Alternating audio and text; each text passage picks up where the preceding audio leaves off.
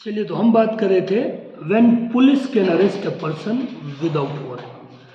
Police कब किसी व्यक्ति को बिना वारंट के गिरफ्तार कर सकती है?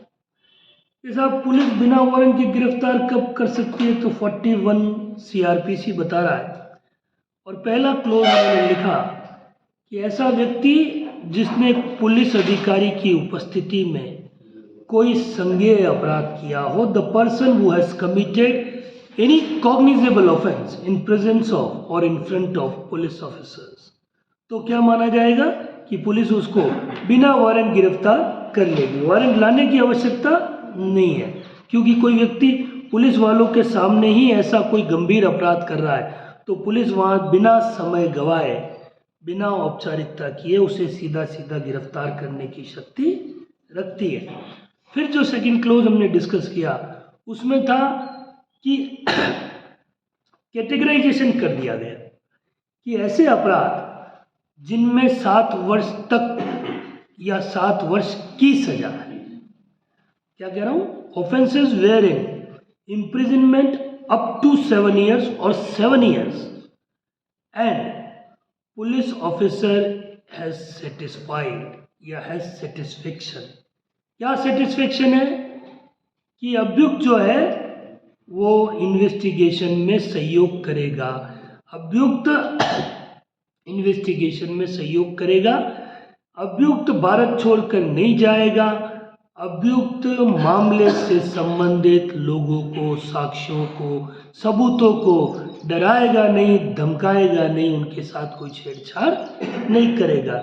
तो police officer has reason to believe और has satisfied that accused is assisting the investigation, will not go the territory beyond the territory of the India and will not threaten and tamper with the witnesses or evidences and proof relating to the case। ठीक, तो ये सारे काम अगर police officer को लगता है कि अभियुक्त अनुसंधान में सहयोग करेगा और साक्ष्यों सबूतों के साथ छेड़छाड़ नहीं करेगा, तो ऐसी स्थिति में क्या करेंगे? ऐसी स्थिति में पुलिस उनको नोटिस देके छोड़ देगी। 41 का नोटिस देने के बाद, जो 41A में हम पढ़ेंगे, वो नोटिस देने के बाद पुलिस उनको गिरफ्तार नहीं करेगी और सिर्फ उनके खिलाफ चार्जशीट अनुसंधान करके चार्जशीट पेश कर देगी। तो लेकिन दूसरी ओर, ऑन अदर हैंड, अगर पुलिस को लगता है कि ऐसा व्यक्ति जिसने 7 वर्ष तक के कारावास से दंडनीय कोई अपराध किया है और वो अनुसंधान में सहयोग नहीं करेगा, भाग जाएगा, साक्ष्यों के साथ छेड़छाड़ करेगा, डराएगा, धमकाएगा, सबूतों को नष्ट करने की कोशिश करेगा, तो police will arrest him immediately. तो पुलिस उसे तुरंत बिना वारंट के गिरफ्तार कर लेगी। तो इसलिए ध्यान में रखना है, मैंने कल भी कहा कि अगर पुलिस कोई मुकदमा दर्ज हो गया है और पुलिस आपको बुला रही है तो यू शुड गो।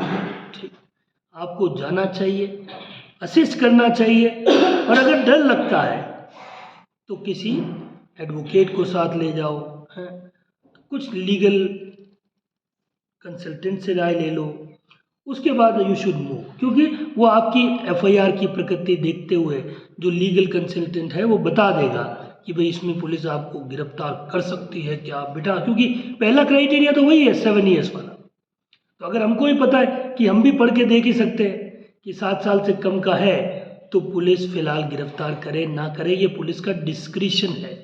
तो मैंने कहा कि लेजिस्लेचर एक अच्छा काम करने गया था, लेकिन थोड़ी सी चूक हो गई 7 साल वाला।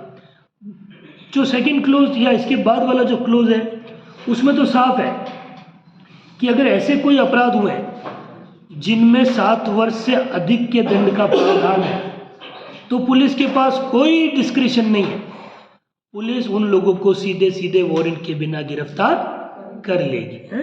तो offences which are punishable with imprisonment of more than 7 years, there is no discretion to the police officer, police will arrest the person immediately.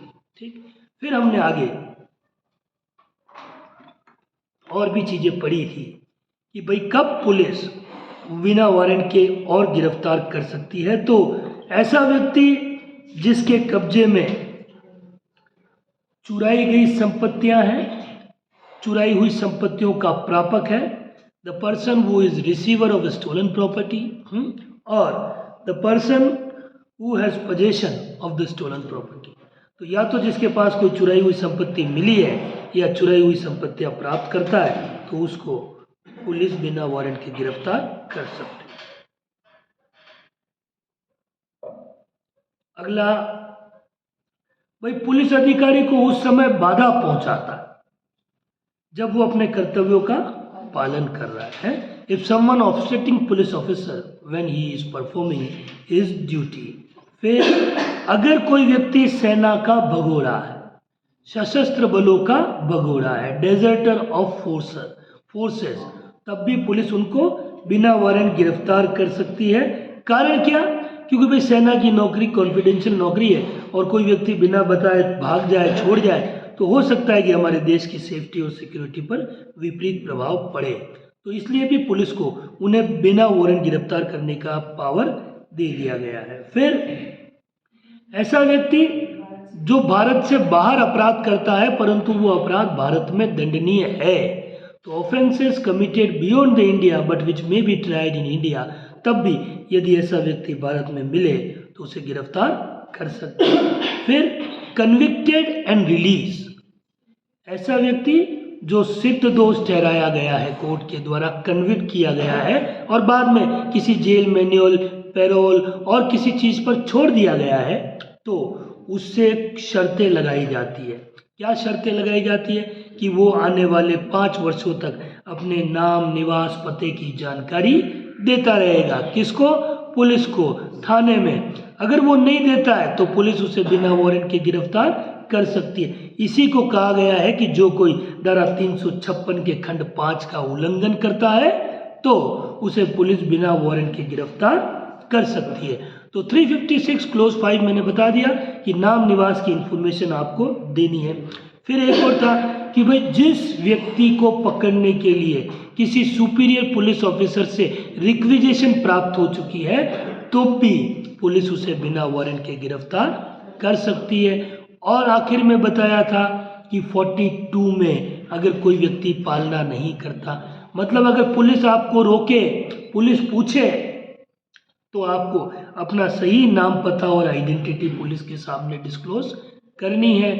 Police से किसी प्रकार का झूठ नहीं बोलना है आइडेंटिटी के बारे में, और अगर हम झूठ बोलेंगे तो पुलिस हमें गिरफ्तार कर सकती है बिना वारंट के, ठीक है। और अगर ऐसे मामलों में अगर पुलिस हमारी नेम एंड आइडेंटिटी डिस्क्लोज कर लेती है या उन्हें सही सही पता चल जाता है तो वो दोबारा छोड़ देंगे अगर हमने कोई अपराध नहीं किया है तो। बाकी अगर हम पुलिस के साथ ऐसे प्रैंक करेंगे, हम पुलिस को नाम पता झूठा बताएंगे, तो पुलिस हमें बिना वारंट के अरेस्ट कर सकती है। तो ये हो गए थे कि पुलिस कब बिना वारंट के गिरफ्तार कर सकती है। सेक्शन 41 एपीओ के लिहाज से, प्रीलिम्स, मेंस दोनों के लिहाज से किसी भी क्लोज में से सवाल ऑब्जेक्टिव भी बनाया जा सकता है और सब्जेक्टिव भी एक बड़ा सवाल पूछा जा सकता है। तो थोड़ा सा एम्फेसाइज करके चलेंगे इस सेक्शन को, थोड़ा सा गंभीरता से लेके चलेंगे। इसके साथ ही आपको 41 ए, बी, सी और डी इनको भी कंसीडर करके चलना है। तो 41 ए में क्या है? Notice of appearance. क्या है? Notice of appearance. मतलब मैंने जो अभी थोड़ी देर पहले कहा कि पुलिस नोटिस देगी, किन मामलों में देगी? जिनमें 7 साल से कम की सजा। तो पुलिस अभियुक्त को नोटिस ऑफ अपीयरेंस देगी कि भैया हाजिर हो जाओ, आपके खिलाफ मुकदमा दर्ज हुआ है और हम लोगों को इन्वेस्टिगेशन करना है। The case has been instituted against you and we are going to investigate the case, so please appear before the police officer और पुलिस स्टेशन। ठीक, तो पुलिस स्टेशन में आओ, तो ये नोटिस ऑफ अपीयरेंस है। अब इसमें जैसे ही आपको नोटिस देंगे तो आपको चले जाना चाहिए, उनको अश्योर करना चाहिए। तो ये नोटिस है, ठीक है। तो पुलिस नोटिस दे देती है, अपीयरेंस का नोटिस देती है, नोटिस में तारीख लिख देती है, समय लिख देती है और उस नोटिस पे आप जब जाते हो थाने में वहीं पे आपको साइन करा देती है और साइन करने के बाद वो नोटिस फाइल में लगा देती है कि साहब हमने अभियुक्त को नोटिस दे दिया है। और उसके बाद उनको अगर गिरफ्तार करना है कि भाई सेटिस्फाइड नहीं है तो गिरफ्तार कर लें। पर नोटिस 41 ये काम मैंडेटरी है, अपीयरेंस का नोटिस। बाकी आप सेटिस्फाइड कैसे होंगे? भाई पुलिस का जो सेटिस्फेक्शन है वो कैसे होगा? भाई नोटिस देने पे तो पता चलेगा। अगर नोटिस दिया है और व्यक्ति आ गया है तो पुलिस थोड़ी बहुत सेटिस्फाइड होगी कि भाई अनुसंधान में सहयोग करेगा। हाँ, नोटिस दिया, एक बार आ गया, 4 बार बुला रहे हो नहीं आया, तब पुलिस दोबारा गिरफ्तार कर सकती है, उसमें कोई रोक नहीं है। तो एक बात ये होगी। 41B क्या कह रहा है? Procedure of arrest and duty of police officer arresting, मतलब गिरफ्तारी की प्रक्रिया क्या होगी और जो पुलिस अधिकारी गिरफ्तार कर रहा है उसकी ड्यूटीज क्या हो। तो देखिए 41B को आपको यहाँ पे सेक्शन 46 के साथ जोड़कर पढ़ लेना है। तो सीआरपीसी का जो सेक्शन 46 है उसके साथ कोरिलेट करके चलेंगे। तो देखिए मोटी मोटी बातें सबसे पहले बड़े आसान तरीके से कर लेते हैं कि जब भी कोई पुलिस ऑफिसर किसी व्यक्ति को अरेस्ट करने जाए तो प्रोसीजर क्या है। तो पहली बात तो कह रहा हूं कि जहां तक संभव हो वर्दी पहन के जाए। ठीक, पुलिस कैसे गिरफ्तार करने जाए? As far as practicable in uniform में जाए और अपनी नेम की जो प्लेट होती है वो भी डिस्क्लोज करके जाए। तो नेम प्लेट लगा के जाए, ये वर्दी पहन के जाए, ये पुलिस की ड्यूटी। फिर वहां जाए, अब गिरफ्तारी करे और गिरफ्तारी का मेमोरेंडम तैयार करे। क्या करना है पुलिस को? मेमोरेंडम तैयार करना है, एक फर्द बनानी है, एक दस्तावेज की रचना करनी, जिसमें लिख देना है कि फलाने व्यक्ति को फलानी जगह से गिरफ्तार किया गया और ऐसी गिरफ्तारी की सूचना 2 व्यक्तियों को देनी है। इसमें से कम एक व्यक्ति गिरफ्तार व्यक्ति के परिवार का सदस्य होना चाहिए, मित्र नातेदार होना चाहिए, या फिर ऐसा व्यक्ति जिसको गिरफ्तार व्यक्ति खुद नॉमिनेटेड करे। जिस व्यक्ति को गिरफ्तार कर रहे वो बताता है कि साहब मेरी गिरफ्तारी की सूचना मेरे फलाने दोस्त को दो, तो आपको उसको सूचना देनी है, या फिर एटलीस्ट एक फैमिली मेंबर को दे देनी है अगर वो कुछ नहीं बता रहा है तो। अगर वो बताए तो नॉमिनेटेड को देनी है, नहीं तो एटलीस्ट 1 फैमिली मेंबर को दे दें। ये तो हो गया 41B में जो छोटी छोटी बातें। अब मैंने कहा कि 46 को इसके साथ जोड़, तो ये 46 क्या है? तो देखिए अगर कोई व्यक्ति को गिरफ्तार किया जाना है और वो व्यक्ति पुलिस के सामने समर्पण करने को तैयार है तो पुलिस को उसे छूने की भी जरूरत नहीं। If the person whosoever required to be arrested is surrendered himself before the police, then need not to touch him. तो पुलिस को उसे छूने का भी अधिकार नहीं। क्यों छू रहे हो? वो आई है पुलिस गिरफ्तार करने, वो कह रहा है साहब मैं चल रहा हूँ आपके साथ, बैठ रहा हूँ जीप में, ले चलो। कहाँ ले जाना? फिर काहे की मारपीट, फिर क्या छूना? छूने की भी जरूरत नहीं है अगर वो विरोध नहीं करता है। हाँ, दूसरी ओर यदि गिरफ्तार किया जाने वाला व्यक्ति गिरफ्तारी का विरोध करे तो पुलिस बल प्रयोग कर सकती है। On other hand, if person whosoever required to be arrested is oppose the arrest, then police can use force. तो पुलिस बल का प्रयोग कर सकती है। अब बल की मात्रा विरोध की मात्रा पर निर्भर करती है। क्या कह रहा हूं कि जो बल की मात्रा है, कितना बल प्रयोग करे पुलिस, तो विरोध कितना कर रहा है वो उस पर डिपेंड करता है। The higher the gravity of oppose, the higher the quantum of force, तो उतना ही फोर्स यूज हो। अब सवाल ये पैदा होता है कि क्या पुलिस किसी व्यक्ति को गिरफ्तार कर रही हो और वो सामने वाला व्यक्ति विरोध कर रहा हो, अपोज कर रहा हो, तो क्या पुलिस उसकी मृत्यु कारित कर सकती है? क्या गिरफ्तारी के दौरान पुलिस अभियुक्त की डेथ कॉज कर सकती है क्या? तो 46 के क्लोज नंबर 4 में आपको मिलेगा, देखो आप है कुछ नजर आया? 3 में, सॉरी 46 क्लोज 3 में कुछ दिखा आपको? क्या अधिकार नहीं? देखिए साफ लिख रहा है, नेगेटिव लिखा है, आप पॉजिटिव करो।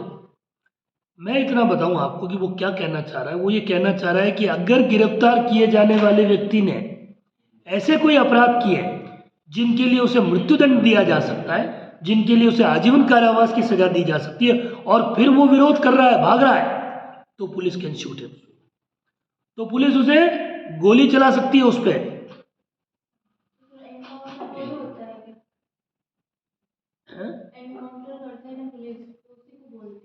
हाँ, पर यहाँ पे उन लोगों के लिए है जिन पर मृत्युदंड या आजीवन कारावास से दंडनीय अपराध है, तो पुलिस की कोई लायबिलिटी भी नहीं होती। और वही इनकाउंटर का एक कवच है। भाई पुलिस किनको मारती है इनकाउंटर में? जिनके खिलाफ 5-5, 10-10 मर्डर के केस होते हैं, लूट के केस होते हैं, रॉबरी के केस होते हैं, तो वो तो पहले ही मृत्युदंड और आजीवन कारावास से दंडनीय अपराध के दोषी हैं, फिर एनकाउंटर होता है। तो कुल मिला के वही है। पर हाँ, पुलिस कर सकती है मृत्यु। कब करेगी? जब सामने वाला व्यक्ति जिसको गिरफ्तार किया जाना है उसने ऐसे कोई अपराध किए हैं, ऐसे अपराध का उस पर चार्जेस है जिनके लिए डेथ पेनल्टी या लाइफ इम्प्रिजनमेंट की सजा के प्रावधान है। समझ गए हैं बात को? Is it clear to each and everyone? तो ये अरेस्ट का प्रोसीजर, ठीक है। फिर और बातें लिखिए कि साहब अगर किसी महिला को अरेस्ट करना है तो यथासंभव महिला पुलिस साथ ले जाई जाए, एज फार एज प्रैक्टिसेबल। यथासंभव नहीं हो तो पुरुष भी कर लेगा, कोई बात नहीं, लेकिन पुरुष जब करे, महिला भी करे और महिला को गिरफ्तार करे तो element of decency is to be taken into the consideration. Decency रखी जाए, महिला के साथ सदाचार किया जाए और तब उसे गिरफ्तार किया। अब एक बात और कि किसी महिला को गिरफ्तार सूर्यास्त के बाद और सूर्योदय से पहले यथासंभव नहीं किया जाए। आवश्यकता हो तो मजिस्ट्रेट की विशेष अनुमति ले ली जाए और फिर उसे गिरफ्तार किया जाए। क्या करें कि किसी फीमेल को, वुमेन को after sunset before sunrise will not be arrest, गिरफ्तार नहीं करना है। एंड इफ नेसेसरी, मान लो फूलन देवी जैसी कोई डाकू है, if necessary then prior permission of the concern magistrate should be taken, तो कर लिया जाए। तो ये हो गया आपके 46 पूरा 41B के साथ कि भाई what is the procedure of arrest. तो अरेस्ट का मेमो भी बना देना है, ठीक है, उसकी जानकारी दे देनी है, साइन करवा लेने हैं लोगों से गवाही के रूप में, और पुलिस को क्या डेकोरम मेंटेन करना है, वर्दी पहननी है, नेम प्लेट लगानी है। फिर मैंने 46 के बारे में बता दिया कि बल प्रयोग करने की जनरली ज़रूरत तभी पड़ती है जबकि सामने वाला व्यक्ति विरोध करे, और विरोध की मात्रा बल की मात्रा पर निर्भर करती है। तो ये सब चीज़ें हमें ध्यान में रखना है। हो गया है क्लियर? 41C क्या है? Control rooms. तो पुलिस नियंत्रण कक्ष, तो पुलिस के कंट्रोल रूम्स हैं साहब, हर जगह बने हुए हैं। अपने उदयपुर में भी दिल्ली गेट पे पुलिस कंट्रोल रूम बना। इन कंट्रोल रूम में क्या करेंगे? तो बेसिकली जो इन्होंने कहा है कि भाई जो लोग रोज daily day by day basis पर गिरफ्तार होते हैं, तो जितने लोग दिन भर में गिरफ्तार हुए हैं उनके नाम, और जिन जिन पुलिस ऑफिसर ने उन्हें गिरफ्तार किया है उनके नाम कंट्रोल बोर्ड के बाहर बोर्ड पर चिपका दिए जाएंगे और वेबसाइट पर भी अपलोड कर दिए जाएंगे। कारण क्या है? कोई व्यक्ति घर नहीं आता, गुमशुदा, गुम गया, तो सबसे पहले हम लोग कहाँ जाते हैं? पुलिस वालों के पास। तो पुलिस सबसे पहले कंट्रोल रूम में फ़ोन करके पूछ लेती है कि भाई गिरफ्तार तो नहीं किया कहीं से? अगर गिरफ्तार किया हो तो घर वालों को कहें कि जमानत वमानत कराओ, परेशान मत हो, कहीं गुमा नहीं है आपका आदमी, तो थोड़ी आसानी हो जाती है। तो यही कारण है कि हर जगह कंट्रोल रूम में, और यही काम कंट्रोल रूम वालों को करने हैं। तो उन्हें जितने लोग डेली बेसिस पे डे बाय हर दिन अरेस्ट होते हैं उन लोगों के नाम लिख देने हैं। फिर जिन पुलिस अधिकारियों ने अरेस्ट किया है उनके नाम लिख देने, ताकि सामने वाले को इन्फॉर्मेशन दे दे कि साहब फलाने केस में फलाने पुलिस वाले से संपर्क कर लो। परेशान मत हो, कहीं घुमा नहीं है, कहीं गया नहीं है। तो ये कंट्रोल रूम आप देख लो 41C में यही सारी बातें लिखी है? अपलोड कर देना है वेबसाइट पर ताकि लोगों को पता चल सके। हाँ, गिरफ्तार तो हुआ है ना, 51 में भी गिरफ्तार तो करते हैं कि नहीं करते? तो भाई आदमी को ढूंढेंगे तो है कि पुलिस तो वैसे भी 51 में करोगे और किसी में करो, जब तक पुलिस को पैसा नहीं पहुंचाओ, पुलिस ऐसे सोचती है कि 24 घंटे पहले कभी पेश करना ही नहीं, 23.5 घंटे तक इंतजार करेगी। पुलिस के पेशेंस का लेवल देखो आप, इंतजार कि कोई आए। हालांकि पेश करना उनकी ड्यूटी है, लेकिन वो देखते। अब कई लोग तो देखो, कई लोगों के क्या होता है, कई सारे वेल विशर्स होते हैं, कई भाई बंधु होते हैं, माता पिता होते हैं। तो जैसे ही व्यक्ति को पकड़ा, मान लो 151 में भी पकड़ा, तो फटाफट से लोग पहुंच जाते हैं, अरे साहब पेश कर दो यार, जल्दी कर दो। तो वो कहते हैं अभी 2 बजे पकड़ा, चलो शाम को 5 बजे कर देंगे। है अगर पुलिस सेटिस्फाइड हो गई, सेटिस्फाइड कैसे होती है आप जानते हो, हम सब लॉ के विद्यार्थी, हम जानते हैं कि पुलिस को किस तरीके से सेटिस्फाई किया जाता है। जैसे कि कहीं भगवान के, हम किसी देवरे में जाएं तो नारियल अगरबत्ती का रिवाज है साहब, है तो भगवान प्रसन्न नारियल अगरबत्ती से होते हैं, तो पुलिस के नारियल अगरबत्ती लगानी पड़ती है। तो वो नारियल अगरबत्ती जब तक आप लगाओ तो 2 घंटे में पेश कर दें, अच्छा घी चढ़ाओ तो आधे घंटे में ही कर दे, भोग लगाओ लड्डू और बढ़िया तो जल्दी कर दे, और ना करो कोई नहीं जाए तो 24 घंटे का उनका टाइम है, वो 23.5 घंटे तक इंतजार करें, फिर पेश करेंगे। तो ये पुलिस है। तो इसलिए ये कोई, और वो गिरफ्तार करेंगे, वो 24 घंटे किसी को रख लेंगे तो पीछे से उथल पुथल नहीं मचेगी क्या? तो कंट्रोल रूम में जरूरी तो है गिरफ्तारी, तो विधिवत बनेगी, चाहे 151 का मामला हो, चाहे कोई और मर्डर का केस हो और रेप का केस हो। अरेस्ट तो अरेस्ट मेमो के अनुसार ही बनेगा। यूं नहीं कि 151 वाले को ऐसे ही यूं ही रख देते, यूं ही कुछ नहीं होता कानून में। कानून में सब अगर होगा तो कागज पे होगा। हाँ, राठौड़ी में पुलिस रखती है, लेकिन कई बारी थानों में नहीं रखा जाता, आदमी को ले जाते हैं। हमने प्रैक्टिकली देखा है कि पुलिस वालों के क्वार्टर्स में पड़े रहते हैं, जिसको नहीं पेश करना है 2 दिन 3 दिन, तो उसको उठा तो लेंगे, फिर ऐसी जगह डाल दें, कहीं क्वार्टर में, कहीं और जगह, किसी और जगह, वहाँ पे इन्वेस्टिगेशन करते रहते, खिंचाई करते रहते, क्योंकि उनको पता है 24 घंटे में नहीं हो पाएगा। और मान लो हुआ तो 24 घंटे में आदमी बच निकलेगा, अप्रोच वाला जो भी है। तो कई लोगों को राठौड़ी में रखा जाता है, पुलिस रखती है, 24 घंटे से ज़्यादा भी रखती है। हालांकि उसके लिए हैबियस कॉर्पस की रेट लगती है, और अगर आपको पता है कहाँ रखा हुआ है तो रेट लगेगी, पुलिस आएगी, छुड़वाएगी। तो ये हो गया 41C और 41D। देखिए 41D जो है, इसमें एक तरीके से मैं कहूँ, या जहां तक मेरी समझ है, मैं समझाऊं तो अधिवक्ताओं को एक अधिकार मिल गया है। हालांकि ये अक्यूज का राइट के रूप में लिखा गया है। यहाँ क्या कह रहे हैं कि अभियुक्त का अधिकार है कि वो इन्वेस्टिगेशन के दौरान अपने पसंद के अधिवक्ता से कंसल्ट कर सके, राय ले सके। Accused has right to consult advocate और legal practitioner of his own choice during investigation but not whole investigation. मतलब पहले क्या होता था कि सिविल के जो एडवोकेट्स हैं वो पुलिस थाने में कम जाते हैं, आज भी कम जाते हैं। सिविल एडवोकेट्स पुलिस थाने से दूर ही रहते हैं। भय भी था, सिविल की प्रैक्टिस करते थे तो पता भी नहीं था क्रिमिनल के बारे में, एक तो ये कारण था, और दूसरा वो थाने में लाइजनिंग भी नहीं होती थी।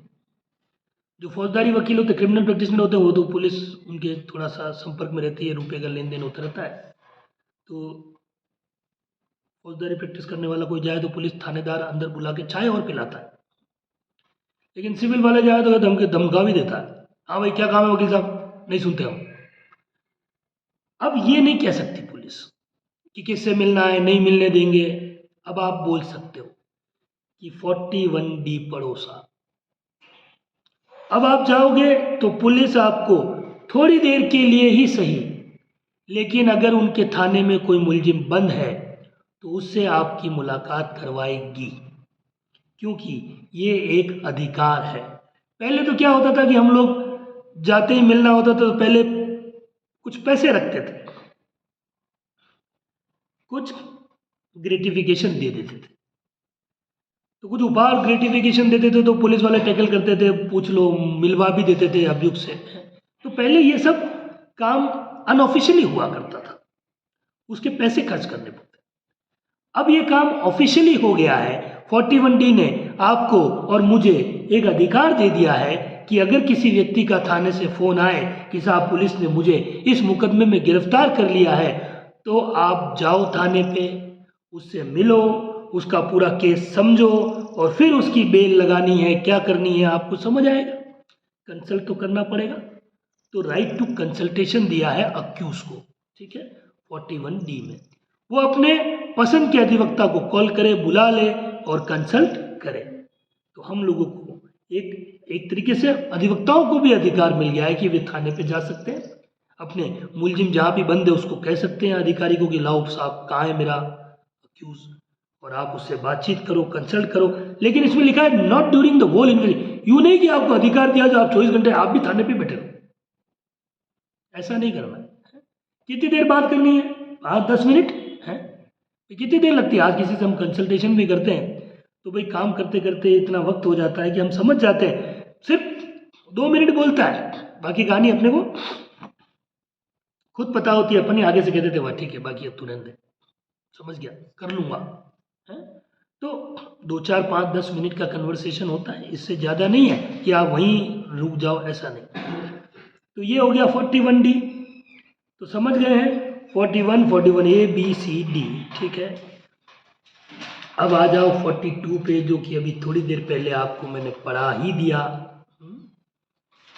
42 बता दिया कि नहीं बताया, कि अगर पुलिस किसी व्यक्ति को गिरफ्तार करती है या फिर गिरफ्तार ना भी करे, और किसी व्यक्ति पे अगर पुलिस को संदेह है और पुलिस उसे थाने पे ले आए या कहीं सड़क पे मिल जाए, तो पुलिस उससे पूछे कि भैया नाम बताओ, भैया अपना एड्रेस बताओ, और अगर आप ठीक से नाम एड्रेस पता नहीं बताते हो तो 42 में पुलिस आपको बिना वारंट के गिरफ्तार कर सकती है।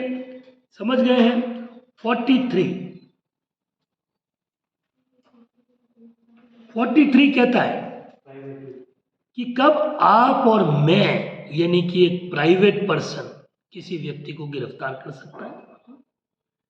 हम भी गिरफ्तार कर सकते हैं, आप भी गिरफ्तार कर सकते हैं। किसको करोगे तो 43 में लिखा है। क्या लिखा है कि भाई अगर हमारी उपस्थिति में कोई व्यक्ति संज्ञेय अपराध करे, यही है ना पहली बात, तो संज्ञेय और गैर जमानती अपराध करे तो पुलिस की जगह हम भी उसे गिरफ्तार कर सकते हैं। दूसरी बात क्या लिखी है, उद्घोषित लिखा है कि कोई उद्घोषित अपराधी, प्रोक्लेम्ड ऑफेंडर। उद्घोषणा जब मैं 82 में पढ़ाऊंगा आप लोगों को, उद्घोषणा का मतलब होता है कि ऐसा व्यक्ति जो भगोड़ा है, जो अपनी गिरफ्तारी से बच रहा है, छिपा बैठा है, और न्यायालय ने उसके खिलाफ उद्घोषणा जारी कर दी है, उसे भगोड़ा घोषित कर दिया, मफरूर कर दिया, और ऐसा व्यक्ति के खिलाफ स्टैंडिंग वारंट जारी होता है।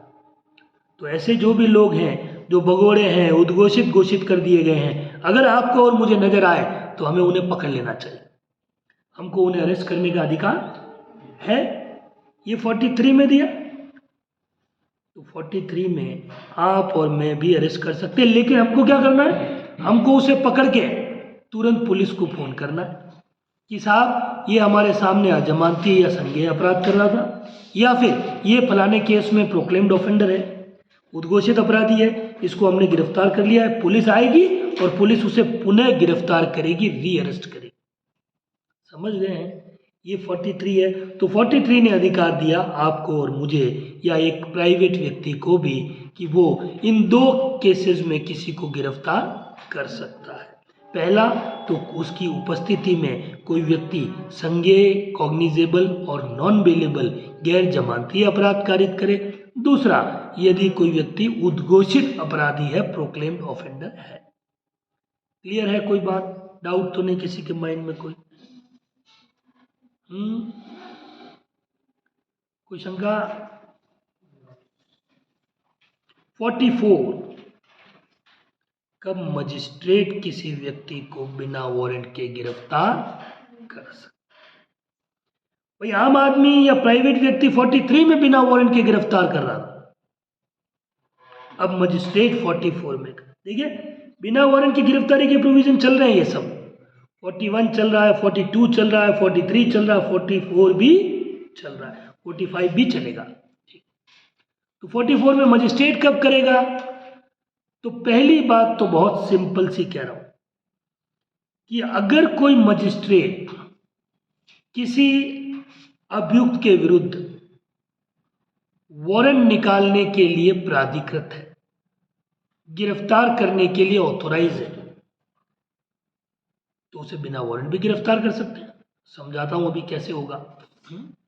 और दूसरी बात वही है कि मजिस्ट्रेट की उपस्थिति में कोई व्यक्ति कॉग्निजेबल ऑफेंस करता है, नॉन बेलेबल ऑफेंस करता है, तो वो भी प्राइवेट व्यक्ति के नाते गिरफ्तार कर ही सकता है। तो दूसरी बात तो नॉर्मल है, पहली बात समझने की है क्या है कि अगर मजिस्ट्रेट किसी व्यक्ति को गिरफ्तार करने का प्राधिकार रखता है, उस पर वारंट जारी करने की अधिकारिता उसकी है, तो वो उसे बिना वारंट गिरफ्तार कर सकता है। तो मसला ये है, एक उदाहरण के माध्यम से समझाऊं, बात उम्मीद करूंगा कि आप सबको समझ आ जाएगी। मान लीजिए आज किसी कोर्ट में एक हियरिंग है, केस का नाम है स्टेट वर्सेस रामलाल। अब स्टेट वर्सेस रामलाल की हियरिंग चल रही है, आवाज लग रही है कोर्ट में, स्टेट वर्सेस रामलाल, रामलाल हाजिर हो, लेकिन रामलाल आया ही नहीं। रामलाल नहीं आया, उसके वकील साहब भी नहीं आए, कोई नहीं गया। 12, 1, 2 बजे तक आवाज लगती रही, नहीं आया रामलाल। तो कोर्ट ने रामलाल के खिलाफ वारंट एग्जीक्यूट करने के लिए ऑर्डर्स लिख दिए, जमानत जब्त कर लो। रामलाल उपस्थित नहीं हुआ, इसलिए अब इसे वारंट से लाया जाए। ये कोर्ट ने प्रोसीडिंग आज कर ली। ठीक, अब मान लीजिए उसी कोर्ट में कल रामलाल नाम का वही व्यक्ति किसी दूसरे केस में हाजिर हो गया। ठीक, तो जो मैं प्रिजाइडिंग ऑफिसर हूं, मान लो तो मैंने कल इसकी 2 बजे तक आवाज लगवाई थी और ये आज आ गया रामलाल। मैंने पूछा आज ये कंप्लेनेंट बन के आया है, मान लो, तो क्या भाई रामलाल क्या नाम है पिता का? अच्छा, कल मुकदमा था कोई, लाओ पेशकार जी फाइल लाओ, कल वाली फाइल लाओ। अगर ये वही रामलाल है तो अब मजिस्ट्रेट को उसके खिलाफ वो वारंट इश्यू करने की भी जरूरत नहीं है, वहीं गिरफ्तार कर लेंगे। समझ रहे हो बात को? ऐसे होता है। अगर कोई मजिस्ट्रेट किसी व्यक्ति के खिलाफ वारंट जारी करने के लिए प्राधिकृत था, तो प्राधिकृत था, वो कल पेशी पे नहीं आया तो वो ऑथोराइज हो गया वारंट जारी करने के लिए, ऑथोराइज। अब वो वारंट जारी करने के लिए ऑथोराइज हो गया और अगले दिन अगर वही रामलाल कोर्ट में खड़ा है, तो अब थोड़ी ना प्रोसीडिंग को लंबा करेंगे, नहीं नहीं इसको यहाँ आया हुआ तो छोड़ दो, न वारंट जारी करो, न फिर घर जाके लाओ। इतने एक्सरसाइज क्यों करेंगे भाई? सिंपल सी बात है, शिकार सामने खड़ा है, शिकार करो कि छोड़ दो कि नहीं नहीं प्रोसीजर से जाएंगे साहब। तो ये प्रोसीजर पता नहीं, वारंट का ऑर्डर आज हुआ है, पेशी 2 महीने बाद की है, वारंट तो पता नहीं कब निकलेगा। तो कोर्ट से ऐसे थोड़ी कि वारंट साहब ने कहा 1 मिनट में वारंट निकल जाता है, ऐसे नहीं निकलता। पेशी होती है, उस पेशी के 10, 15, 20 दिन पहले वारंट हुआ, वो किसी के वाले निकाल के थाने में भेज देते हैं। लेकिन अगर सामने ही आ गया है तो आप पुलिस या मजिस्ट्रेट उसे बिना वारंट के गिरफ्तार कर लेगी। वो वारंट निकालने की भी जरूरत नहीं है, वारंट साइन करने की भी जरूरत नहीं। ये है 44। समझ गए हैं बात को। 45, क्या सेना के सदस्य बिना वारंट के गिरफ्तार किए जा सकते हैं? तो वो बिल्कुल कर सकते हैं, लेकिन केंद्र सरकार की अनुमति लेनी आवश्यक है। तो सेंट्रल गवर्नमेंट की प्रायर परमिशन लेकर आप गिरफ्तार कर सकते हो। बिना वारंट के पुलिस गिरफ्तार कर सकती है किसको? सैन्य बल के सदस्यों को, फोर्सेस, मेंबर ऑफ फोर्सेस को। 46 आप लोगों से डिस्कस हो ही गया है कि नहीं हुआ? 47, बीच में कोई ए भी आए तो बताते रहना। अभी तक तो नहीं आया होगा, आगे आएगा।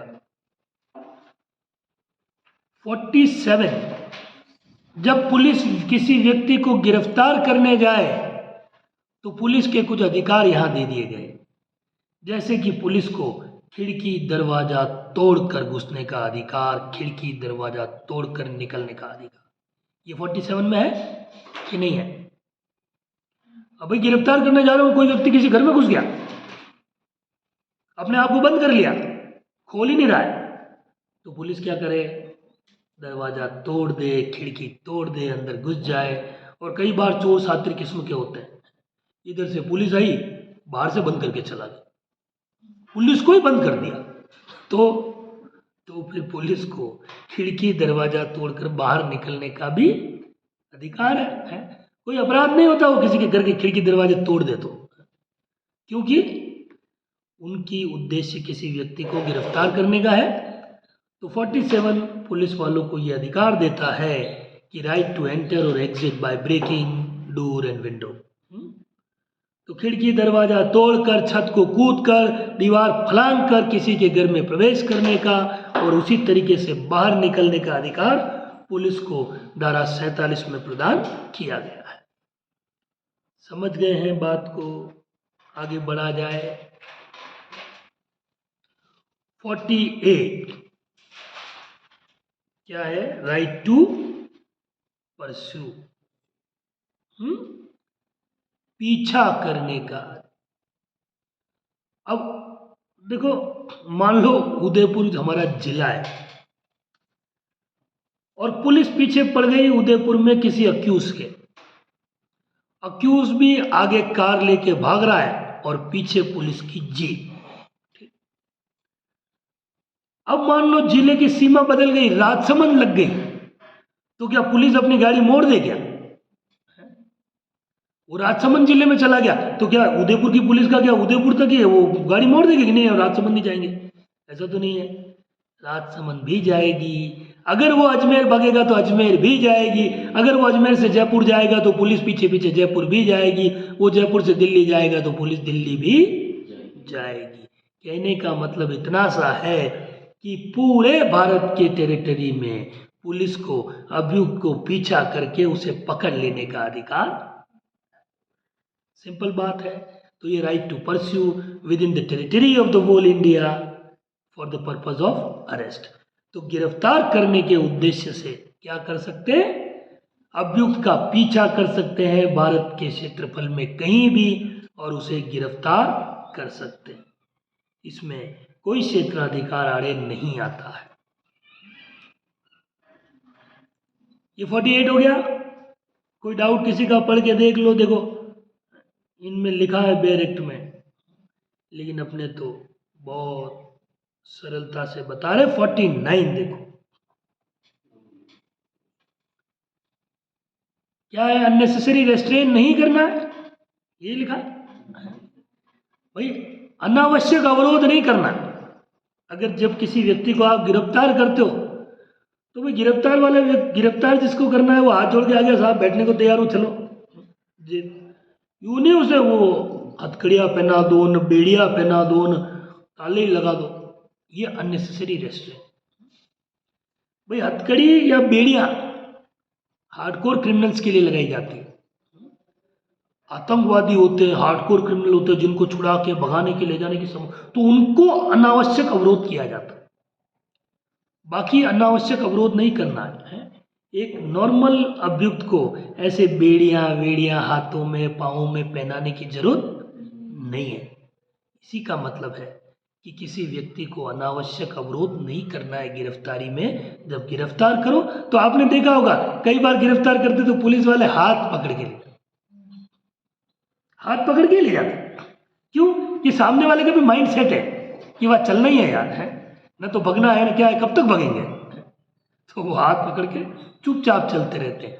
कोई अननेसेसरी रेस्ट्रेन नहीं है। और कई बार तो गिरफ्तार करने के बाद भी बैरक में नहीं, वहां कहते कुर्सी पे बैठ जाओ।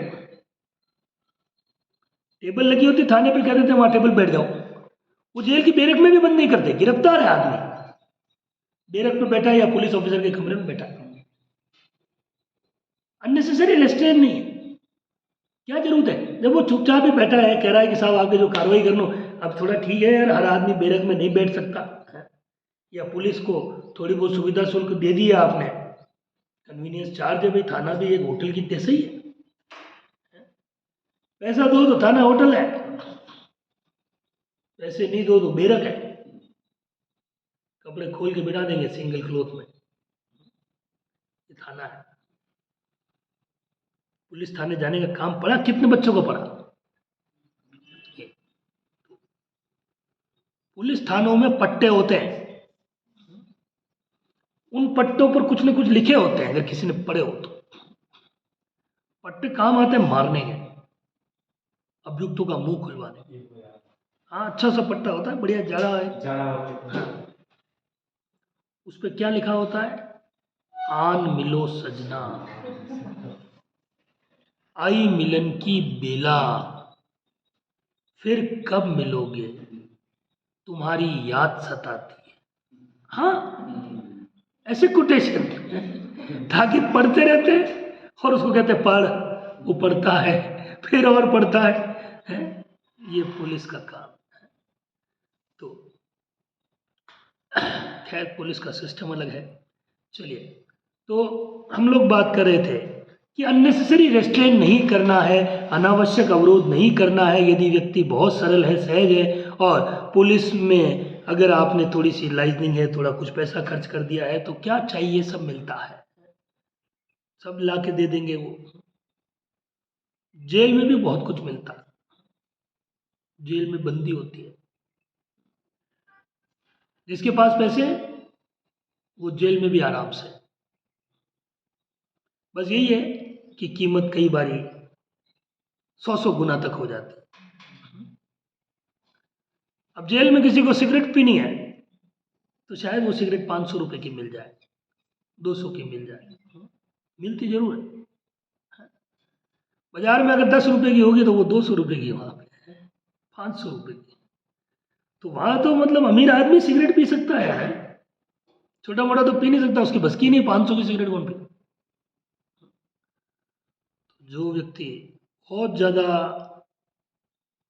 समृद्ध है, पैसे हैं, तो जेल में भी उसके लिए सब कुछ अवेलेबल है, बस कीमत 100-200 गुना में लग जाएगी, सब मिलता वहां। चलिए आगे बढ़ो। सेक्शन 50,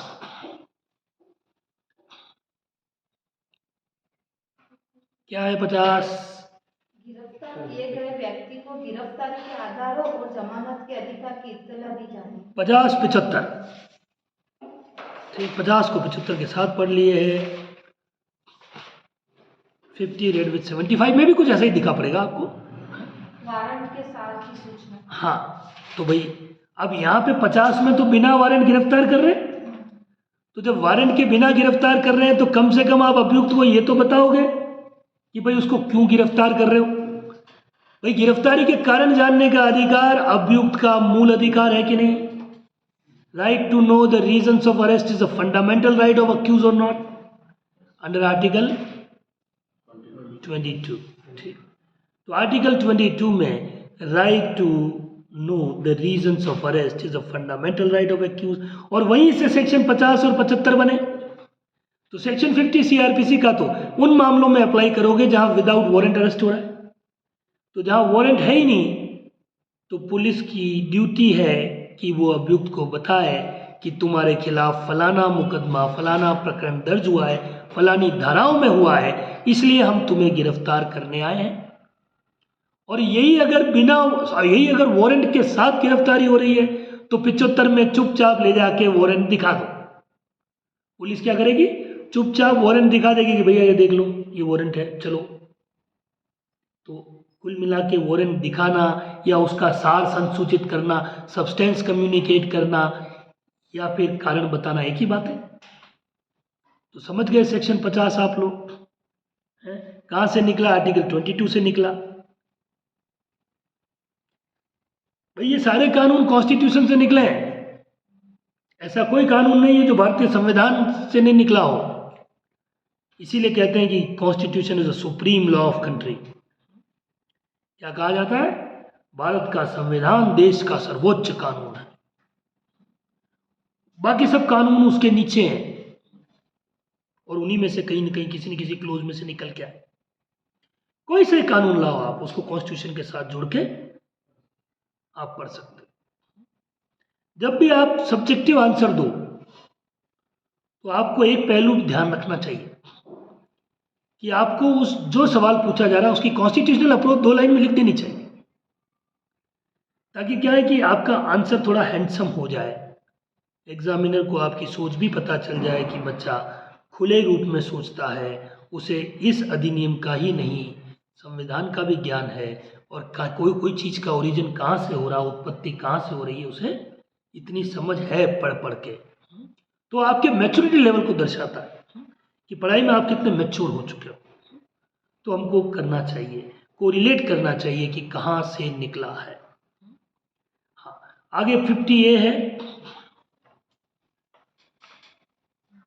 जो हम पढ़ चुके कि नहीं पढ़े। गिरफ्तारी की सूचना किसको देनी है? मित्र, नातेदार, परिवार के सदस्य या फिर नॉमिनेटेड पर्सन। तो गिरफ्तारी की सूचना देनी है या तो मित्रों को। सबसे पहले आदमी क्या कहता है? मित्र को बुलाओ। कोई गिरफ्तार कर लिया जाए तो माँ बाप को थोड़ी ना सूचना देने के लिए कहा गया। समझदार व्यक्ति माता पिता को थोड़ी परेशान करे, क्या कहेगा? मित्र को। तो मित्र को पहले सूचना देने, अगर मित्र का नाम वो बताए इसको दो तो उसको दो, नहीं तो परिवार के सदस्यों को दे दो, रिश्तेदारों को दे दो। चलिए, और नहीं देंगे डिफॉल्ट है, देना जरूरी है, मैंडेटरी है। 50A mandatory. हाँ, लेकिन 41B बनने के बाद 50A की प्रासंगिकता थोड़ी कम हो गई, क्योंकि 41B में पहले ही लिख दिया है कि जो गिरफ्तारी की फर्द बनेगी उस पर कम से कम एक फैमिली मेंबर के साइन होंगे। तो जब एक फैमिली मेंबर के साइन हो ही जाएंगे तो notice is already deemed to be communicated, तब तो ये मान ही लिया जाए कि नोटिस मिल ही गया है। अलग से नोटिस, सेपरेटली नोटिस देने की क्या जरूरत है? समझ गए? 50A पहले बना है, 41B बाद में इंसर्ट हुआ है। इसलिए कई बार जो सेक्शन बाद में इंसर्ट हुए हैं पहले वाले कुछ सेक्शनों को खत्म ही कर देते हैं। चलिए आगे बढ़े। 51 क्या है? 51 में जब आप किसी व्यक्ति को गिरफ्तार करने जाओ तो क्या करोगे? भाई उसके तलाशी लेंगे कि नहीं लेंगे? तो उसके पहने गए आवश्यक वस्त्रों को छोड़कर हर चीज की तलाशी ले ली जाए। जो नेसेसरी क्लोथ हैं उनको छोड़ दीजिए, उसके अलावा सारी चीज़ों की तलाशी ले लेनी है। अब तलाशी ले लिया आप लोगों ने, ठीक है, पुलिस ने तलाशी ली, तो तलाशी में जो जो चीज़ें पाई जाए उनकी लिस्ट बनानी। लिस्ट 2 कॉपी में बनानी। एक कॉपी तो उस व्यक्ति या किसी उसकी व्यक्ति की ओर से कोई आया है, या तो गिरफ्तार व्यक्ति को दे दी जाए या गिरफ्तार व्यक्ति के नातेदार, सगे संबंधी, मित्र को दे दी जाए कि साहब इससे हमको ये चीज़ें मिली, बरामद किए, जाओ कोर्ट से छुड़वा लें। और अगर उस प्रॉपर्टी का जो चीज़ें मिली है अपराध से कोई लेना देना नहीं तो हाथों हाथ ही डिलीवर कर देंगे। अब आपने घड़ी पहन रखी है तो घड़ी खोल के दे देंगे आपके रिश्तेदारों को कि ले जाओ। चेन पहन रखी है, खोल के दे देंगे। लेकिन हाँ, आपकी जेब में चाकू मिल गया, पिस्टल मिल गई, तो अगला सेक्शन देख लो 52।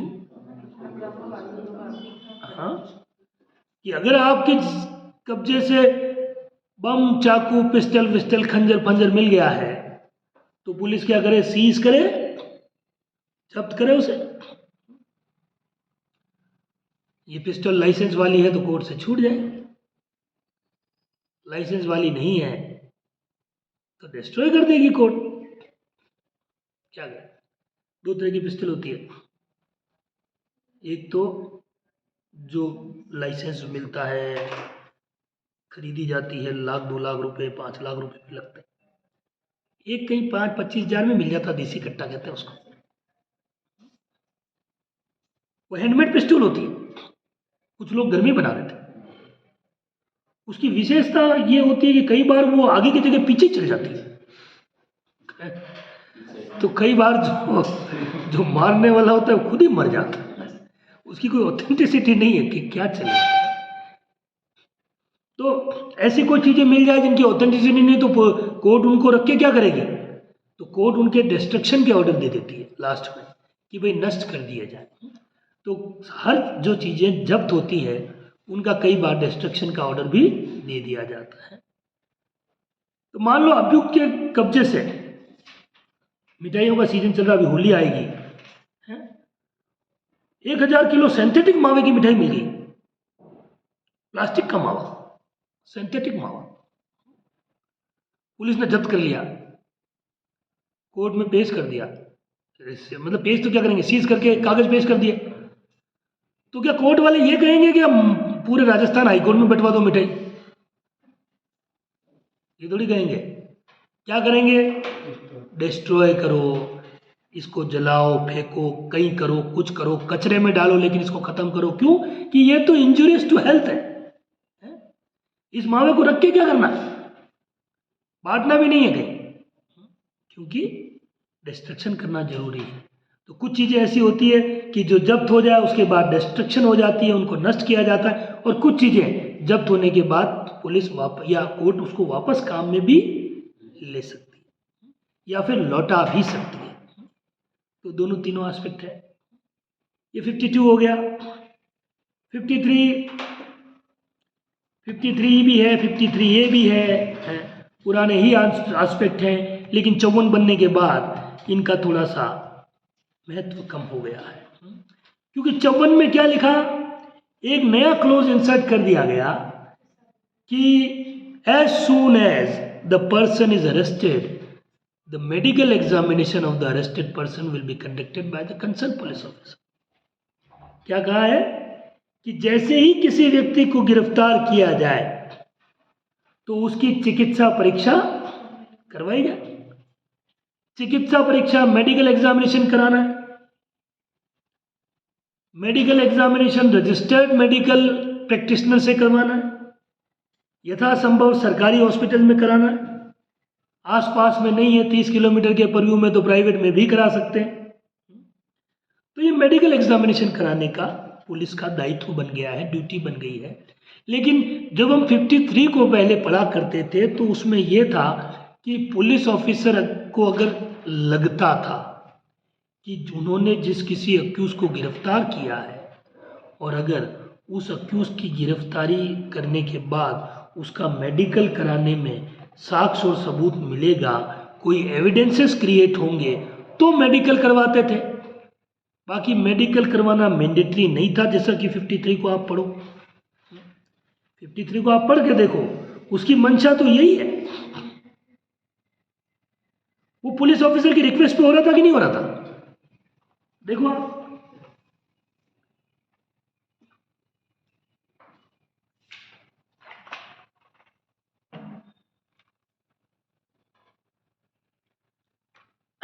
लेकिन अब तो सबका ही कराना है।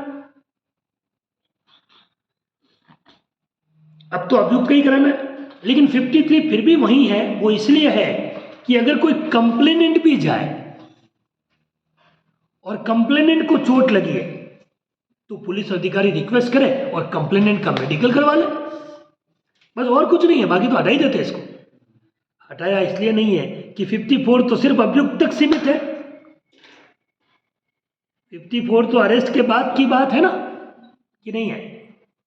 आप पढ़ पा रहे होंगे कि भाई गिरफ्तार कर लिया, उसके बाद पुलिस की ड्यूटी है कि गिरफ्तार किए जाने वाले व्यक्ति का मेडिकल कराओ। ये अभियुक्त की सुरक्षा के दृष्टिकोण से ज्यादा जरूरी है, क्योंकि कई बार पुलिस टांगे तोड़ती है तो उसका पहले ही मेडिकल करा देते हैं ताकि बाद में पुलिस बल प्रयोग ना करे। लेकिन पुलिस तो पुलिस है भाई, पुलिस क्या करती है, गिरफ्तार पहले करती है, मेडिकल बाद में कराती है, टांगे तोड़ने के बाद, कि ऐसे ही पकड़ा गया। या फिर ये आपने देखे होंगे जितने भी हार्डकोर क्रिमिनल होते हैं, पाँव से चल के दिक्कत आती है इनको जब कोर्ट में पेश करते हैं तब। आपने अभी हाल ही में 1-1.5 साल पहले कन्हैयालाल हत्याकांड के मुलजिमों को पूरे देश ने देखा। उदयपुर में जो कन्हैयालाल दर्जी का हत्याकांड हुआ, उसके मुलजिमों को जब कोर्ट में पेश किया गया तो वो पुलिस वालों के कांधों पर चल रहे थे। They are not able to stand, वो खड़े भी नहीं रह पा रहे थे। क्यों? लठ पड़े, टांगों पे लठ इतने मारे कि चलना खड़े रहना मुश्किल हो। पुलिस क्या करती है कि बाद में मेडिकल करा देती है, पहले टांगे तोड़ देती है और फिर क्या कहती है, स्टोरी तो थी कि वो वहां से भाग रहे थे, भागने का प्रयास किया, बार बार लठ मारे, तो उस समय लग गई साहब, वहां से पकड़ के लाए, फिर दोबारा भाग रहे थे, फिर हमने मारा। तो ये जितने भी लंगड़ाए हुए, चोट लगे हुए, इनकी एक स्टोरी फेक आ जाती है कि पुलिस की जीप से कूद गया, जबकि कहीं नहीं कूदा होता है।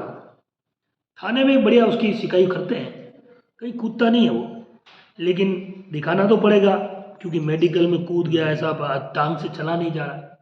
तो ये एस्पेक्ट होते हैं, पुलिस के काम करने का तरीका अलग है।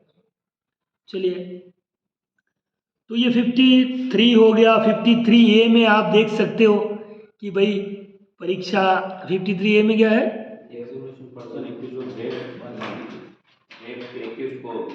हाँ, अगर कोई बलात्संग की पीड़िता है, प्रोसिक्यूट्रिक्स ऑफ रेप है, तो उसका मेडिकल एग्जामिनेशन उसकी इच्छा के बिना नहीं कराया, उसकी कंसेंट जरूरी है। अगर वो मना करती है तो उसकी मेडिकल एग्जामिनेशन कराने की जरूरत नहीं है, नहीं। और अगर हाँ करती है तो महिला चिकित्सा अधिकारी से कराओ, डिसेंसी का ध्यान रखो।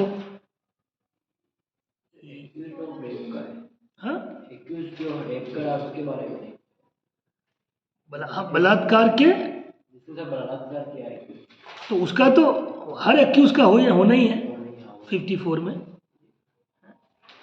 हर एक्यूज का होना है। लेकिन हाँ, ये जो मैं क्लोज कह रहा हूँ ये भी परफेक्ट क्लोज है, ये है, ये लॉ है कि महिला को उसका चिकित्सकीय परीक्षण कराने के लिए बाध्य नहीं किया जा सकता, कंपेल नहीं कर सकते, चाहे रेप का ऑफेंस हो। अगर मना कर रही है महिला तो नहीं कराओ, कोई जरूरत नहीं है। क्लियर है, बात समझ गए हैं या कोई डाउट है किसी के मन में? आगे बढ़े, अगला सेक्शन पढ़ो, क्या है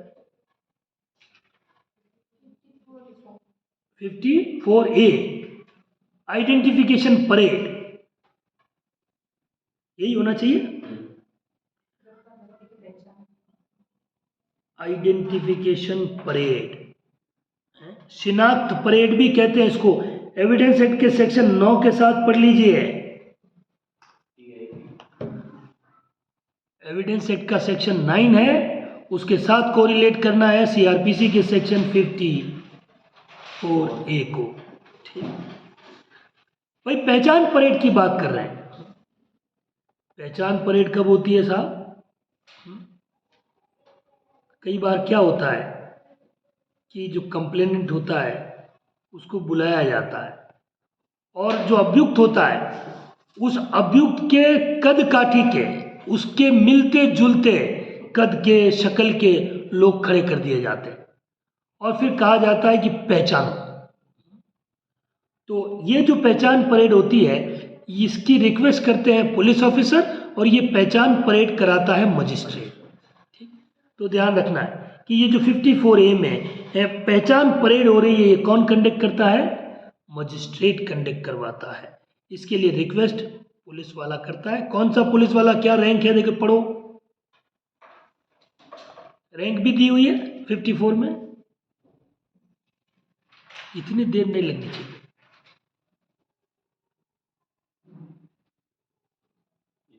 54A में नहीं लिखा है?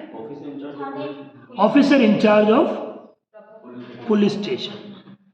तो पुलिस थाने का बार साधक अधिकारी करेगा, रिक्वेस्ट करेगा, कोर्ट से कहेगा, आवेदन करेगा कि साहब ये शिनाख्त परेड करानी है, तो फिर शिनाख्त परेड, आइडेंटिफिकेशन परेड की जाएगी। Investigation officer, investigation officer, IO,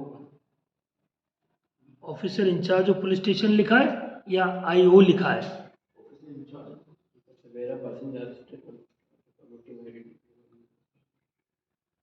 अरे खुल के पढ़ो, डर डर के क्या पढ़ रहे हो? Officer in charge. पुलिस हाँ। थाने के प्रभारी पुलिस थाने का बार साधक अधिकारी, याद रखिए 54A में पुलिस थाने का बार साधक अधिकारी लगाएगा आवेदन। कहाँ लगाएगा? मजिस्ट्रेट के सामने लगाएगा। किस बात के लिए लगाएगा? कि आइडेंटिफिकेशन परेड की जाए। और अगर यहाँ पे जो कंप्लेनेंट है वो 5-10 अक्यूज खड़े, 5-10 लोग खड़े कर दिए जाते हैं, उनमें से एक ओरिजिनल अक्यूज होता है, उसको पहचानना होता है, वो अगर आइडेंटिफाइड कर लेता है तो ये आइडेंटिफिकेशन परेड रिलेवेंट हो जाती है सेक्शन 9 में, इंडियन एविडेंस एक्ट में। तो एविडेंस एक्ट की धारा 9 में ये परेड रिलेवेंट हो जाएगी। समझ गए हो बात को? 54A हो गया। 55 को पढ़ दीजिए, क्या है 55? जब पुलिस अधिकारी वारंट के बिना गिरफ्तार करने के लिए अपने अधीनस्थ को प्रतिनियुक्त करता है तब प्रक्रिया। भाई अगर कोई पुलिस ऑफिसर वारंट के बिना गिरफ्तार करने की शक्ति रखता है, लेकिन मान लीजिए वो छुट्टी पे चला जा रहा है, उसके घर में कोई शादी ब्याह है, कोई मौत मरण हो गया, तो अब वो क्या करेगा कि गिरफ्तार करने के लिए किसी सबॉर्डिनेट ऑफिसर को प्रतिनियुक्त कर देगा, अपॉइंट कर देगा। उसके लिए क्या करना पड़ेगा उसे? कि भाई उस पे उस सबॉर्डिनेट ऑफिसर का नाम लिख देना होगा कि साहब इस केस में अब इस व्यक्ति का ये अथॉरिटी है। बस इतना ही है। अब क्या करेंगे? वो सबॉर्डिनेट उसे गिरफ्तार करेगा। ये 55 हो गया। कोई बात नहीं, समझ में आई हो पढ़ लो, पूछ लो, कोई भी क्वेरी हो पूछ सकते हैं। ऑनलाइन में कमेंट बॉक्स में पूछिए।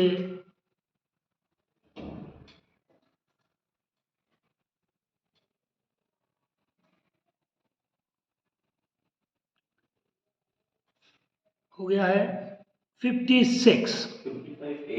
55A में क्या है? गिरफ्तार व्यक्ति का स्वास्थ्य और सुरक्षा। भाई गिरफ्तार अगर किसी को करते हैं तो उसको पानी भी पिलाने की जिम्मेवारी पुलिस की, खाना भी खिलाने की जिम्मेवारी पुलिस की, और बीमार हो जाए तो अस्पताल ले जाने की जिम्मेदारी पुलिस की। यही तो लिखा है कि it become the duty of the police officer कि किसका ध्यान रखे? Health and safety of accused और अरेस्टेड पर्सन। तो जिस व्यक्ति को गिरफ्तार किया है उसके स्वास्थ्य का, उसकी सुरक्षा का पूरा ध्यान रखने की जिम्मेवारी पुलिस अधिकारी की है। यूं नहीं कि पटक दे ले जाके, खाना पीना भी पूछना पड़ेगा अगर नहीं आया है घर से तो ड्यूटी है। 56 गिरफ्तार किए गए व्यक्ति का मजिस्ट्रेट या पुलिस थाने के बार साधक अधिकारी के समक्ष ले जाया जाना।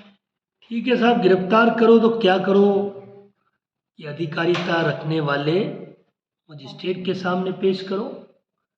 कितने देर में करो तो अगले सेक्शन में लिख रहा है 57 में लिख रहा है कि नहीं लिख रहा? 57 में लिख रहा है कि 24 घंटे में पेश करो, यात्रा के समय को अपवर्जित कर दिया जाए। तो arrested person is required to be produced before the court और magistrate within 24 hours from the date of arrest. The time of travelling is to be excluded. यात्रा के समय को छोड़ दो। अगर किसी को दिल्ली से उदयपुर लाया जा रहा है तो साहब 12 घंटे तो वैसे ही लगने हैं, इन 12 घंटों को निकाल दो, इसके बाद 24 घंटे। क्योंकि प्रथम 24 घंटे पुलिस को चाहिए इन्वेस्टिगेट करने के लिए। तो 24 घंटे पुलिस रख सकती है कस्टडी में। आपको ट्रैवलिंग का टाइम एक्सक्लूड कर देना है, गिनना नहीं है उसमें है। अगर ट्रैवलिंग में 24 घंटे लगे, 48 लगे, तब भी एक्सक्लूड कीजिए। किसी व्यक्ति को इतनी दूर से ला जा रहा है कि 2 दिन तो आने जाने में लग जाएंगे, तो फिर उन 2 दिनों को नहीं गिनना है। अरेस्ट करने में 24 घंटे गिनने हैं यात्रा के समय को निकालने के बाद। ठीक, 24 घंटे सर नाइट में मिडनाइट में होते तो नेक्स्ट को दिन में करेंगे कि उससे पहले शाम को बना होगा? शाम को करो। शाम को ये नहीं है कि रात को 1 बजे मजिस्ट्रेट के पास ले जाओ है। बहुत फटकार लगाएगा मजिस्ट्रेट, नौकरी बुला देगा। हाँ, ये कोई तरीका है? वो यही कहेगा टाइम से लाते हैं। मेरे सामने की बात है, once I was in the court south 1, नहीं नीचे वाली कोर्ट है, नॉर्थ 1 की कोर्ट की बात है, साउथ 2 भोपालपुरा थाना है। अब भोपालपुरा थाने का मुलजिम पेश किया। मैंने नहीं कहा अभी थोड़ी देर पहले कि 23.5 घंटे इंतजार करते हैं, पैसे नहीं दिए तो 23.5 घंटे इंतजार करके 4:45 बजे फिक्स मुलजिम पेश किया। अब साहब 4:45 बजे, 4:30 बजे तक तो दुकानदारी समेट लेता है मजिस्ट्रेट है। उनको भी घर जाना होता है भाई। जैसे स्कूल में हम थे तो छुट्टी होने की हम पहले ही बस्ता जमा लेते कि नहीं जमा लेते हैं। जो 8 पीरियड होते थे हमारे ज़माने में, तो 8वें पीरियड में तो पहले 15 मिनट पहले जम जाता था बस्ता। तो मजिस्ट्रेट भी तो यार है, तो आप लोगों में से कोई मजिस्ट्रेट बनेगा तो भाई सबको घर के काम रहते हैं, करना है, जाना है, तो वो 4 साढ़े 4 तक अपना सारी फाइलों पे ऑर्डर शीट साइन करना, सारी चीज़ें काम कंप्लीट करके वो फ्री होके जाने के फिराक में रहते हैं। अब ऐसे में वो अंदर बैठे कि मैं 5 बजे अपनी गाड़ी की चाबी लगाए निकले, ठीक है। अब 4:45 बजे पुलिस वाले आ गए, मुलजिम लाए साहब। पेशकार को बोला, पेशकार के साहब कहाँ है कि साहब चैम्बर में। अब साहब चैम्बर में गए तो पेशकार ने कहा कि साहब मुलजिम लाए। अब साहब मना तो नहीं कर सकते, 5 बजे तक कोर्ट खुली है, ड्यूटी है, तो साहब को झक मरा के सीट पे आना है। अब साहब सीट पे आते हैं, साहब देखते हैं कहाँ का मुलजिम, भोपालपुरा था। कितने बजे अरेस्ट किया? कल शाम को 5 बजे किया। आज शाम को 5 बजे लाए हैं, 4:45 बजे, मतलब 24 घंटे में 15 मिनट कम है। तो साहब पूछते हैं भाई भोपालपुरा थाने की दूरी अपने यहाँ से कितनी है? पैदल भी जाए ना अपन कोर्ट से तो 4 मिनट या 5 मिनट। ये तो और जीप लेके आए ये तो और जीप लेकर के आए हैं, पैदल भी जाए तो 4 मिनट ही लग रहे हैं। अब इन 4 मिनटों में अब आप लाए हो 4:45 बजे, 24 घंटे इतना पास में थाना है भाई। 3 बजे लिया था, 2 बजे ही लिया था, क्या तो डाटा उस इन्वेस्टिगेशन ऑफिसर को। जीवन में अगली बार वो 1 घंटा पहले पेश करेगा, 2 घंटे पहले पेश करेगा, लेकिन अब 4:45 बजे नहीं लाएगा। हालांकि मैं जान रहा हूँ कि वो 4:45 बजे क्यों लाया। मैंने बताया आपको कि वो 23.5 घंटे तक इंतजार किया कि भाई कोई आ जाए, 1000, 2000, 5000 पेश करने के दे दे। पर वो तो गिरफ्तार किए जाने वाला व्यक्ति गरीब आदमी, उसके तो आगे आया ना, कोई पीछे आया। तुम्हारी मर्जी हो तो वहीं रखो थाने में। अब ऐसे व्यक्ति को पुलिस भी नशेड़ी कि लास्ट तक इंतजार किया, अब वो इंतजार पड़ गया कोर्ट में बारी। साहब ने खूब डांटा, और वाजिब बात भी है यार है। और इन्वेस्टिगेशन के नाम पे, पूछताछ के नाम पे कोई पूछताछ ही नहीं है। 5 मिनट की पूछताछ नोट नहीं है। अब 24 घंटे हो गए गिरफ्तार किए, 5 मिनट का तुम्हारा पूछताछ का नोट है, कोई रिकवरी नहीं है, कुछ नहीं है, और आपने 23.5 घंटे उसको रख लिया कस्टडी में, पेश ही नहीं कर रहे हो। क्यों नहीं कर रहे हो भाई? तो there something black in the bottom, कुछ ना कुछ तो दाल में काला। समझने वाले पुलिस भी समझ रही है, जज साहब भी समझ रहे हैं, और अपन भी समझ रहे हैं कि ये क्यों किया। बाकी तो कईयों को हमने ऐसे सीधा जाके अभी गिरफ्तार किया, 12 बजे पेश करवा दिया। इधर सुबह 8 बजे गिरफ्तारी और 12 बजे कोर्ट में पेश। सुबह 8 बजे गिरफ्तारी, कोर्ट खुलते ही 10:30 बजे पेश। बोलो क्यों? पुलिस ने लिख दिया साहब अब पूछताछ हो गई है, काम कंप्लीट हो गया, हमारे कोई जरूरत ही नहीं है। तो पुलिस क्यों लिखती है ऐसा? 2 घंटे में क्यों लिख रही है? एक तो 2 घंटे में लिख रही है, एक 23.5 घंटे में नहीं लिख रही। तो कुछ तो कारण है। चलिए, ये 57 भी हो गया है। कि 24 घंटे के अंदर अंदर पेश करना है। 58, पुलिस का गिरफ्तारियों की रिपोर्ट करना। पुलिस गिरफ्तारी की रिपोर्ट किसको करे? जिला मजिस्ट्रेट डीएम को करे हैं।